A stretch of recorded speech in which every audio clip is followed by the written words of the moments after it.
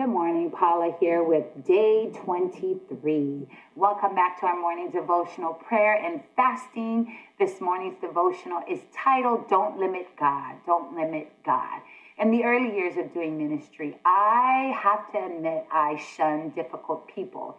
I didn't like working with them. If I could avoid them at all costs, I would avoid them.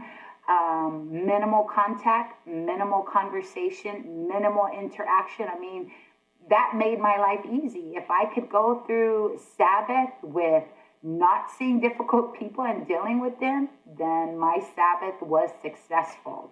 But that's real talk.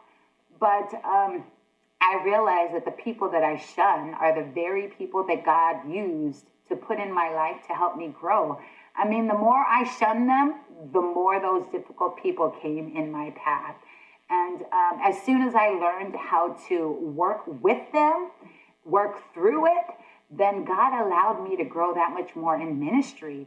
Why? Because I think in the moments where I shun difficult people were the moments that I limit God's power in my life.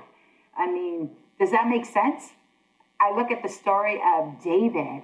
David, man, he developed the ability to work with Saul under so much pressure. David enjoyed being in Saul's favor before he killed Goliath, and then after that, it became so uncomfortable for him.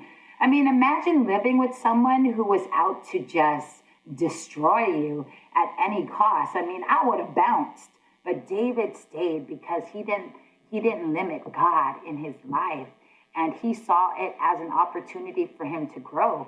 I saw David as he had such a high tolerance for living in the house with Saul, and he didn't limit God at all. And because of the wisdom that he exhibited, he ended up owning the place. Man, imagine the patience through all of that because he didn't limit God. He also understood 2 Timothy 2 verse 20, where it says, there are vessels of honor and vessels of dishonor. He understood that God used them both. God used them both. Jesus didn't mind being surrounded by difficult people. I think Jesus pursued them. Jesus ate dinner with them. Jesus reclined at the table with them. He hung out. He knew that these difficult people, he didn't see them as difficult people. He saw them as people who just needed extra grace. That's it, extra grace. So thank God for examples like that. And because God cannot do something through you until he does something to you. So allowing God to work in me requires a lot of grace. I embrace all that grace. And most importantly, don't limit what God can do through you. Don't limit God.